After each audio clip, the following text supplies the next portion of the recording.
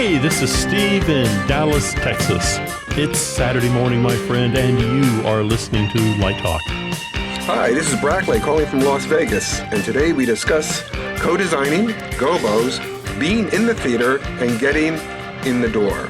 All on Light Talk. And this is David, coming to you from the beautiful Belmont Shore neighborhood of Long Beach, California. And if you don't already know, you are listening to Light Talk, and we are the Lumen Brothers. That's right, we've got Brackley, Steve, and me today. Hey, Brackley, good to have you back on the show, man. Thank you. Always good to be here. I have a question right off the bat. What's going to happen when you retire, David, and you're no longer living in the beautiful Belmont Shore neighborhood of Long Beach? You're calling in from Pittsburgh or Detroit. No, I'm not moving to Detroit or Pittsburgh. Jeez. No, I mean, nothing against Detroit and Pittsburgh. They both have decent football teams. What about Barstow? No, it's the desert. No, I gotta live by the ocean, so yeah. I'm gonna let out a little bit of news. Well, I'll either be living here, or in Santa Barbara, or in Ventura, or in Cambria, or somewhere south of the border. We haven't decided. Those are all good choices. Well, Snoot, she has a lot of let's just say shady money. So we may choose the south of the border. So we'll see. We'll see what happens. I think she's taken on Rudy Giuliani for a client now. So now we're really in trouble. She needs to take on my pillow guy. Oh, did you see where his lawyers all dumped him? By the way, have you heard about what happens with George Santos? This guy is a common criminal. This guy, he stole his donor's credit card with unauthorized payment. Allegedly. You're right. Allegedly. But he's stupid. That's not allegedly. Everyone knows he is. So anyway, Brackley, did you listen to the show last week? I did not. Okay. Because we talked a lot about the sphere. Oh, okay. Yeah. Well, I should have been there. You should have been there, but you weren't. You talked about the sphere when I was last on, too. That's right, but we got down and dirty on the sphere last week, and I was just curious what you think about, U2 has been there for a week and a half now. What do you think? Well, not every night, but they have a residency here. Yeah, yes. Have you seen any of the videos? Everybody that has seen it said it's a different experience. It's not. I mean, yes, the band is playing on a little stage, but then surrounding you, you're immersed with God knows what, and it is absolutely gorgeous. And a lot of people are saying it's not necessarily all about the music on these concerts; it's about the whole experience. Right. Well, that's the way the zeitgeist has been for a while now. So it's very interesting what's going on. So anyway, I was just curious what you thought about the traffic outside is even more interesting because the outside. I've been watching it since it was built. It's absolutely stunning. Yeah, it is. And people are stopping on the highway to watch it, and it's just it's good. We ought to reach out to a friend of the show, Joshua White, and see what he thinks about how things have changed in 60 years. That's a great idea. We should ask Josh that. But we're going to have the designers on the show. Ellen is working on that, we mentioned last week, so that should be fun. Absolutely. Speaking of which, can I do a little plug? Sure. Yeah, just so everybody knows, the LDI is coming to town in December, and December 2nd, I'm hosting, I think it's the 15th LDI Portfolio Review, where we bring in about 12 lighting designers from around the country, and anyone that wants to sign up, they can go to the LDI webpage and sign up for a 15-minute slot with one of these wonderful designers. And they can critique your portfolio and just talk to you about lighting design. It's really a wonderful opportunity for young designers to talk with some other designers. Absolutely. And we're going to talk a little bit about that during our Let's Talk About segment, which is about getting in the door and how valuable these connections will be. Networking. So anyway, welcome everyone to episode 341, and let's get right into it. There's a bit of news that came out a couple of weeks ago that we're going to talk about now, and that is the new remastered, restored film of that incredible Talking Heads movie, 1984, Stop Making Sense. And I posted this on the Light Talk Facebook page, but Lori and I went to see it last week. And for those who are fans of Light Talk and those who are lighting designers, realize that two of our friends actually designed that show. That was Wendall Harrington. She did the projections, and Beverly Emmons did the lighting. And I must tell you, I saw this movie back in 1984 when it came out, and it was awesome. But this is amazing because what has happened with the digital restoration process in these last few years, it was like it was filmed like yesterday. It was unbelievable. I must tell you, it adds so much more to the experience. It's, in my opinion, the greatest concert film ever filmed. And with some great music and awesome performances by David Byrne and the Talking Heads. But you get to see the genius of Beverly Emmons and Wendall Harrington also. Have you guys heard about this? Yes, and I have. I don't know if it's true. I hope it is. But I was told that it was either Wendall or Beverly. And the vote right now is Beverly. When they did this, they were discussing having a drop painted to look like a brick wall at the back of the set. And allegedly, Beverly said, why don't we just use a theater with a brick wall? Right. Yeah. As opposed to painting a drop and putting it back there. Logical. Exactly. and it became the whole approach of the production. I mean, it was just amazingly designed. Well, I'm going to have to go see it now. Because you got to see it in a great theater, Brackley. Okay. We saw it in a Sphere, theater here in maybe. L.A. No, I know, the Sphere may be too big. We saw it in a great theater here in L.A., an AMC theater. Is it IMAX? IMAX, so okay. only 59 seats in this theater. Oh, geez. With an amazing surround. It was just... everyone was freaking out. And if you just look at the reviews, read the reviews, it is like seeing that movie for the first time again. And it holds up to time, and just the sound of it, but also the theatricality of it, the beautiful, incredible lighting ideas that Beverly had. And now we see them in like 4K. The whole thing's done in 4K. So it's pretty awesome. It's funny, in the very beginning when they have the credits, you see a little bit of like that 16 millimeter shutter and scratches and stuff. Right. And then it goes crystal clear. Right. It goes like crystal clear for the rest of the show. I think the ending credits may have a little bit of that too, but it's just pretty amazing the job they did. So if you want to see great lighting and great projections, go see this show. Go see Stop Making Sense by the Talking Heads. Well, Tina Weymouth just did an interview about this. And if you go back and look at that and kind of watch her, she says it was one of the most difficult shows they ever did because she was having so much fun that she had to kind of really be in the moment because she would forget what she's doing because she was enjoying herself so much. Yeah, they all enjoy themselves. Every member of that band is like having a blast. And because there's a lot of on-stage cameras, I mean, you see them really close, and there's no faking it. It's an amazing performance by all these unbelievable musicians. And David Byrne is he's indescribable. It's funny because Lori never saw him before. Even though Lori grew up in the 80s, she never saw Talking Heads, didn't even see any of their videos.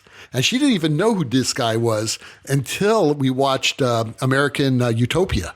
And she loved that. I mean, but early David Byrne is totally different from nowadays David Byrne. And, as brilliant as he is now, his performance skills back then, playing guitar and of course singing, and his choreography was just off the charts. And it's just a beautiful thing.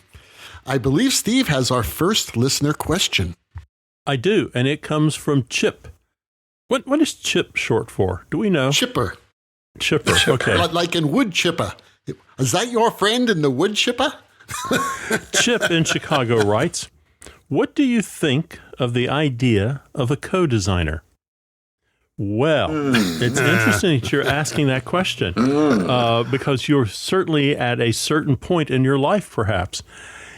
Co-designers, if you had asked me this question 40 years ago, I would have given it a thumbs down. But I'm starting to change my opinion. If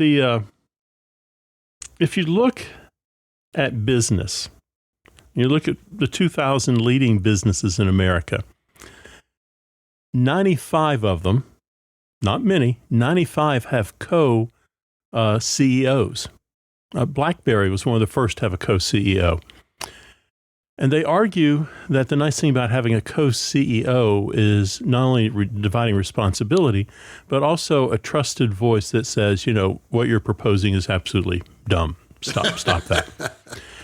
Now, if you look at the private sector, those numbers are literally reversed. You walk into a bakery or you walk into a bar and you go, who owns this place?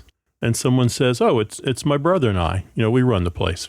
So in the private sector, there are a lot of co-CEOs. So I would suggest to you that maybe a co-designer in the theater, a couple people have been very successful in this, having two designers in the space at the same time. I think it's worth an exploration. But both of you have to bring something to the table. Both of you have to be willing to work together, and both of you have to be extremely confident in what you're doing. I think it's not just, you do the book numbers and I'll do the musical numbers. I don't think it's that, or I don't think it's putting together a team so you can do twice the number of shows. That's not what you're talking about. And you're not talking about an associate. Associate designers and programmers are very trusted in the design team.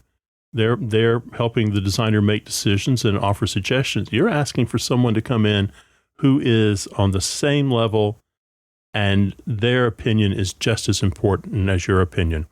I think the learning curve is going to be hard, and I think the learning curve perhaps for your client's going to be hard. The director, who do I talk to? Do I talk to Sally or do I talk to David? And that's a tricky question. So David is, opening a bottle of wine now and shaking his head in disgust. What do you think about the idea of Chip and his co-designer? First of all, it's not wine; it's vodka, because this requires the hard stuff, and I'm shaking my head because I'm just shaking my head. No, the reason why is, you're asking for trouble with the co-designer, and I think you said it, Steve, because who's the director going to talk to? Yep. And then, understand that you've developed a relationship with this director. And I don't know. I just don't like the way, it's not that I would be paranoid. It's just that it's like having a threesome for a marriage, okay? Who do you listen to? And do they discuss? It just makes no sense to me. As Zach would say, we've moved into light talk after dark. No, this is legit. I mean, I'm telling you, we're not. There are people who absolutely believe in polygamy, and I don't believe in it personally. To me, it's too confusing. No, seriously, it breaks down that relationship that you have with the director. Now, I know there are situations where you do have a co-designer because of some political issue, or maybe it's like you're taking the show to Broadway and you need someone. Wouldn't that be an associate designer, though? That's what I would think. I think that would be associate, yeah. So, Steve, have you ever co-designed a show with anyone? No, but I've certainly, what David's talking about, I have known one person who is a prominent designer who's been brought in to be a show doctor. And this person, he or she, requested their name not appear in the program. Out of respect to the designer who's doing the 90% of the work. And, no, and they're picking up the 10% where that person was struggling. But no, Jules and Peggy are the only people that come to mind right now. Yeah, that's the only ones I ever know. Yeah, that's right. It's lighting designers. Obviously, there have been very famous married teams like Bill and Jean Eckhart. Bill and Theron was part of that team also. But Gene did costumes, Bill did scenic. But sometimes, they actually both crossed over to both. I think that works in that situation. Also, you had Neil Jampolis and Jane Reisman, who were also husband and wife. And they were both lighting designers. And they may not have been listed as co-designers. I think on some shows they were for most of the time. But believe me, they were both there when the other one was doing a show. And you would hear it from both sides. And Theron Musser, didn't Theron Musser collaborate with Marilyn? Marilyn, yeah. Renegal, yeah. Yeah, well, yeah, I think so. But usually you didn't see on the playbill lighting design by Theron Musson and Marilyn Renigal. You never saw that, but you did see scenic and costumes by Bill and Jean Eckhart. I don't know. I just think it's a whole bowl of wrong. I think for a younger designer, I mean, you got to be seasoned a little bit in order to have the maturity to work with another person on this kind of an endeavor. And I guess it depends on the situation, too. Yeah, it depends. So, Bob from San Diego wants to know, how do you deal with directors who will not listen to your ideas? What? What'd you say, Brackley? What was the question? Can anyone hear me? Yeah, no, we heard it. No, we're just giving you a hard time. I know. So it's a tricky situation, but I think a lot of times you really have to get to know your director before you actually go into a show with them. For example, go out, have coffee with them. I always like to have coffee with a new director I've not worked with. I'll just have coffee with them just to talk about life and just find out what their vocabulary is, and then attend as many rehearsals as you can so the director can trust you and so you can come up with ideas that they may listen to.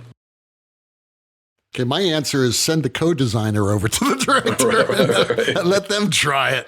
I don't know. That's a lack of respect to me, and it's also a lack of collaboration and trust. Lack of trust, and I think if you can get the trust of a director, then that's part of the battle. And if you can't, you're right. Just go to another don't work director. With them. I mean, it sends up huge red flags. Well, and also, I think with the last two questions, and maybe it's the what we're doing today, we're assuming, and I think rightly so, that everyone's asking a question is experienced. So I don't think this is like someone who's inexperienced and just has a bunch of bad ideas, and the director is now trying to salvage the show. I think we're talking about someone who is bringing something to the game and has been picked because they are skillful, and the company or the director or the producer has seen their work and goes, yes, this is someone I want to work with. So I think the issue may be deeper here. It may go right back to Brackley. Maybe it's time for you to sit down and just talk to the director outside of the room. Get out of the battle zone of trying to tech and trying to light the show and trying to get costumes running and trying to get stage manager going. Go have lunch together and say, what can I do to make this work better for both of us? Be the bigger of the two right now. Whether you should or should not be is not important. How do you want for your own mental health to get through this? And also just not sit there and have half your brain turned off because you're waiting for someone to say, make it a 7 count, or the blue backlight needs to be dimmer. Yeah, trust and communication. Goes both ways. All right. Tom from Fresno writes, I am a professor of lighting design, and one of my students has told me that he does not like to be in the theater. He said that he really does not like working with other people and that he gets nervous around his faculty and peers. This student is extremely talented, has wonderful theatrical ideas, and creates some amazing lighting designs in previs, but he just does not like to be in the theater. What should I do? Well, if you don't like to be in the theater, you shouldn't work in the theater. We're a people-oriented business. You got to love people. If you don't love people, it's. I think crazy. Okay, I'm gonna speak very romantically here because are you speaking with your Mormon voice? Are we back to the Mormons? No, we're not back in the Mormons, and we're not doing that right now. I love the whole Mormon thing. I think that's great. People are wonderful, and I'm never gonna diss on anyone's religion, especially now what's happening in our world. So. Okay, what was I talking about? Oh, yeah. You want to rewind? Rewind it. I got to go back. Oh, no, right.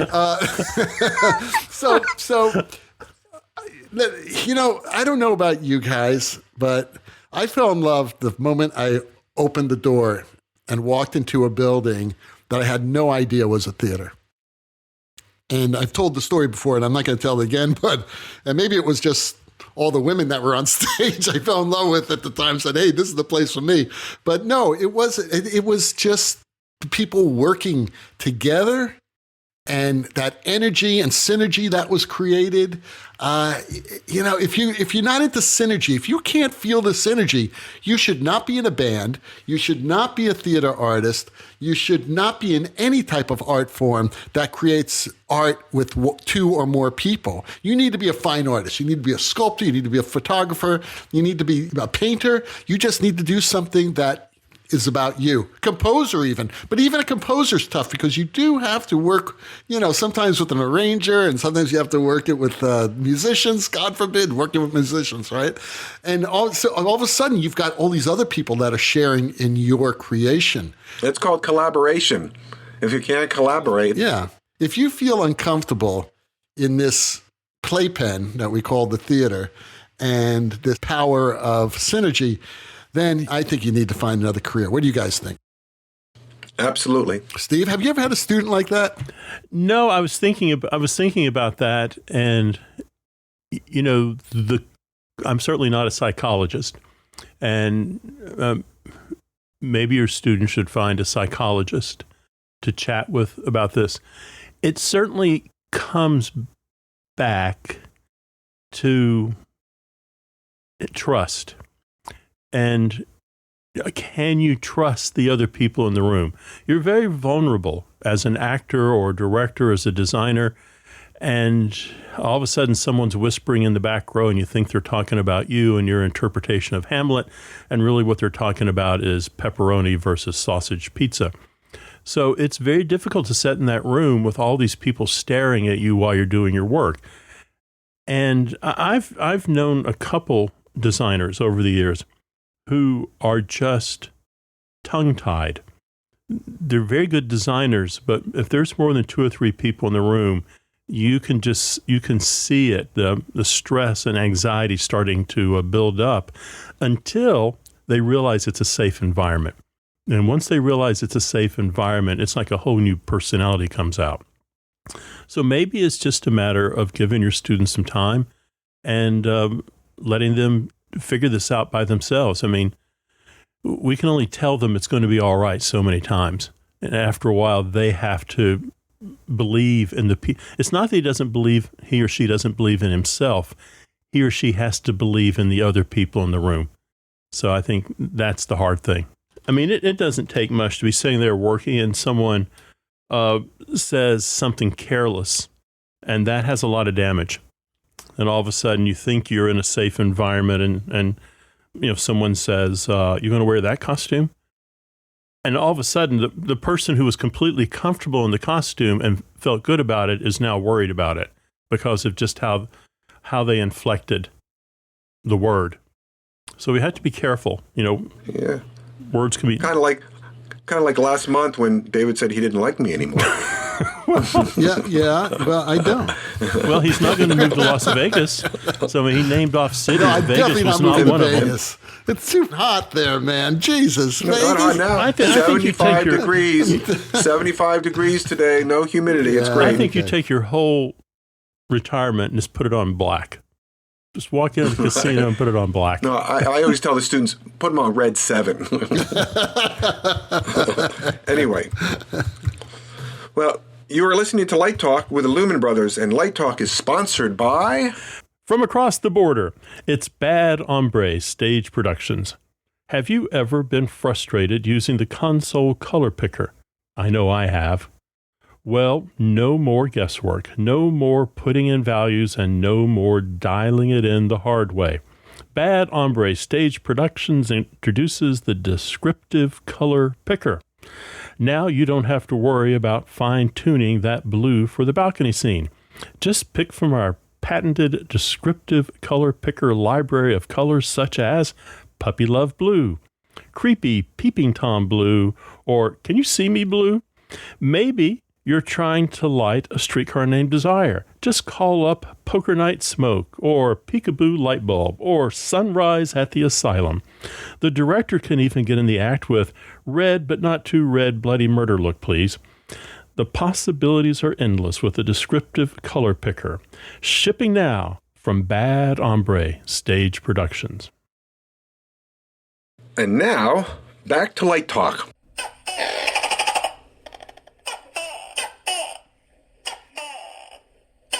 Well, the sound of those green slithering iguanas defecating all over Stan's patio means that once again it's time for Let's Talk About. And today's Let's Talk About is all about getting in the door. That's right. Hey, Like the guys, iguanas, they're trying to get into Stan's door. No, they're trying to get inside. Pounding on the door. But, Pounding on the Pam door. is allergic to iguanas, I found out, so they have to stay on the patio. Those monkeys, no one's heard from the monkeys. Snoot got a letter of complaint from PETA because of the pregnant monkeys. They think that Stan has done something to these monkeys, and They don't care about iguanas. they don't care about the iguanas. But can they get in the door? No, they don't move very fast. Anyway, And getting in the door. They have no opposable thumb either.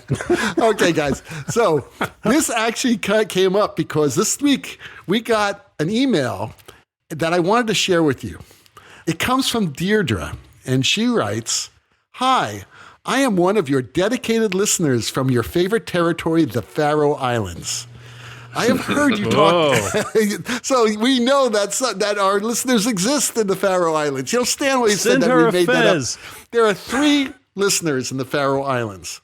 So I don't know if Deirdre, we need to get a convention going on there, a little Faroe Islands convention with us and. Will our Light Talk 3 pay for it? Yeah, like 3 people and us.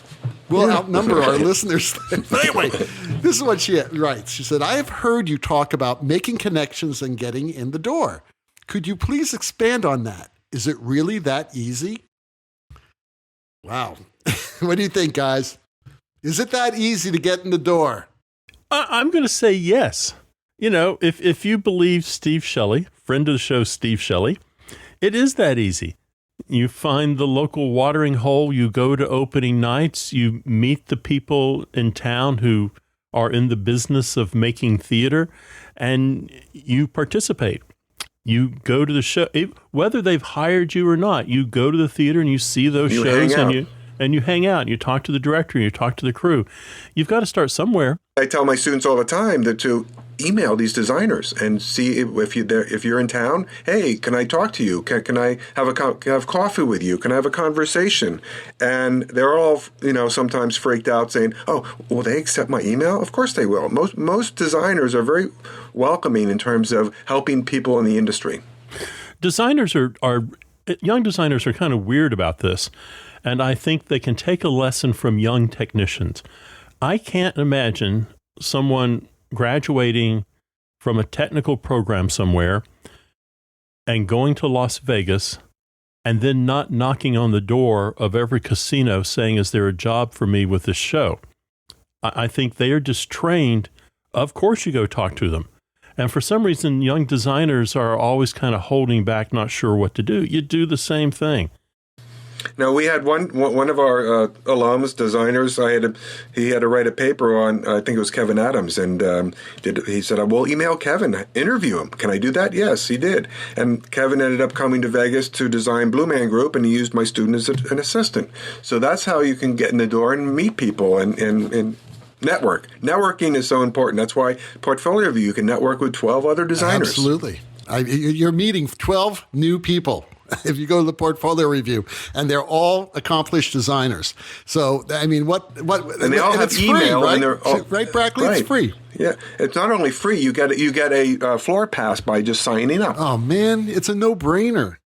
You also walk in there and go, "Man, I'm moving to New York. I need a roommate." And someone from across the room goes, "I'm moving to New York. I need a roommate." I need a roommate. Exactly. So it's about networking. It really is.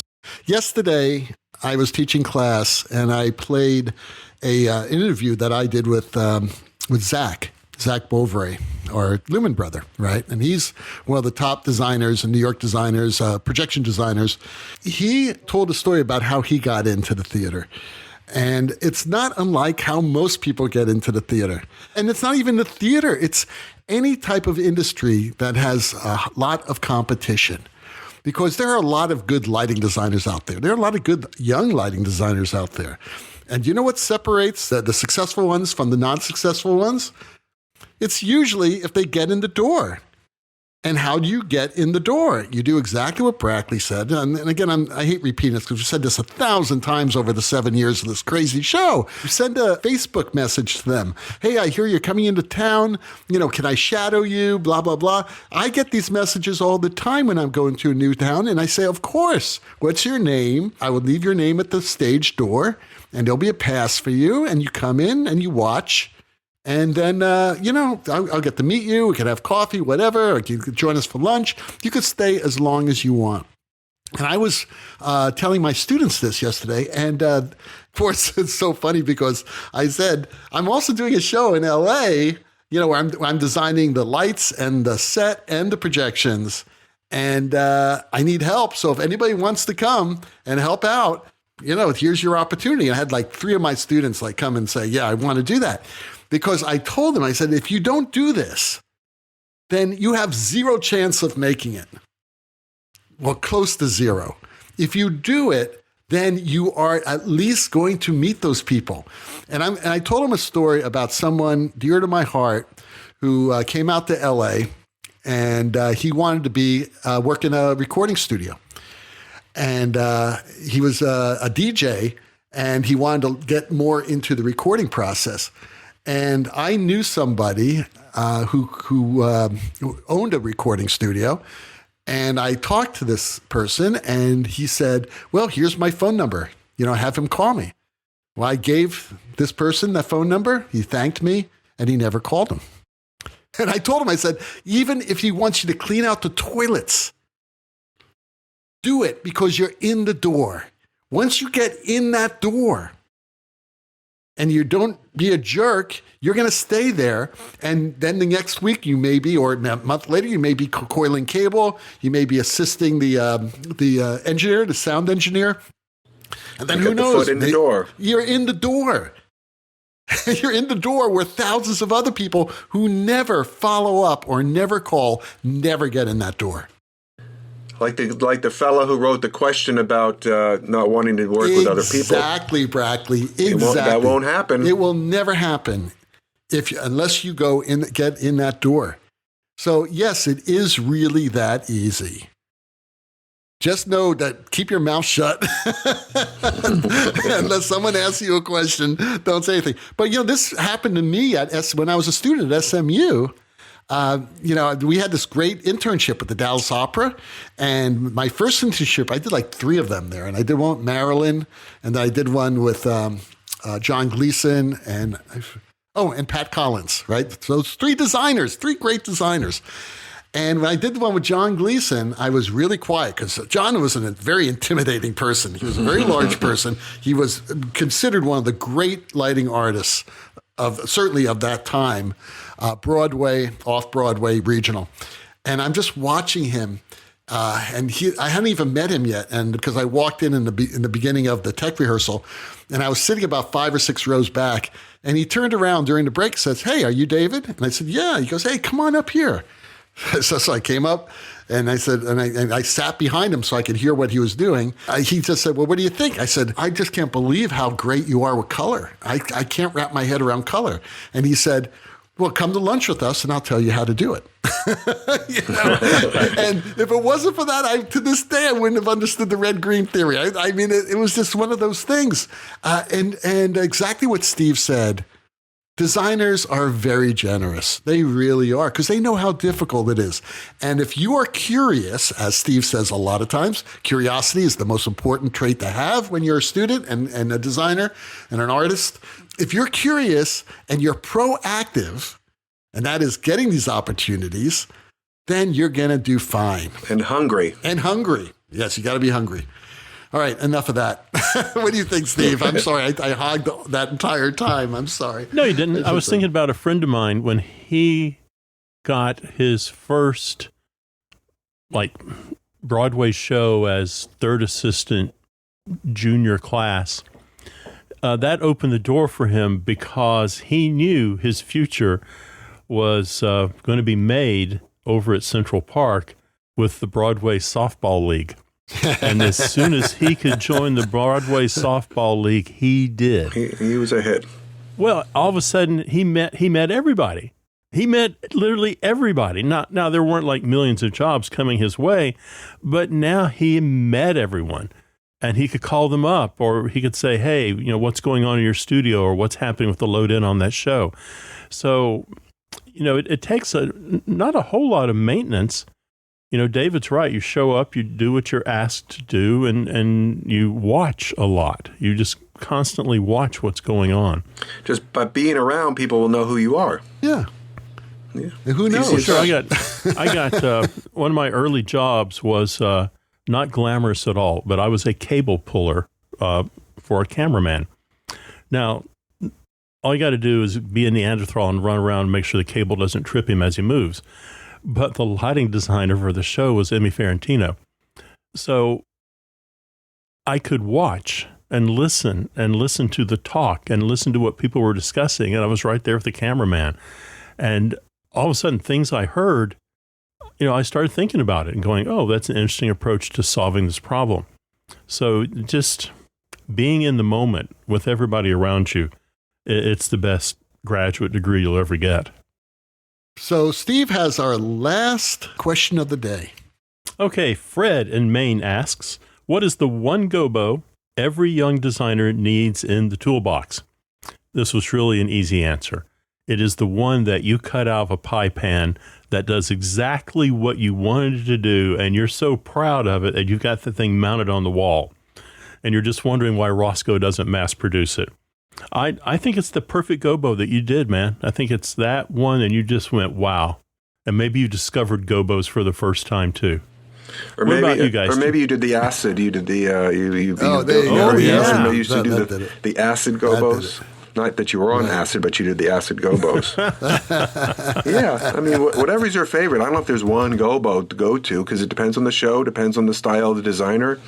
And there are many gobos out there. There are a lot more than when I was growing up. Did they have gobos when you were growing up? No, we had the pie plates, and we did the knife and the pie plate thing. With the Altman 360s, where we had to open up, they didn't have slots for the gobos, so you had to open it up and jam it in and then shut it really quickly.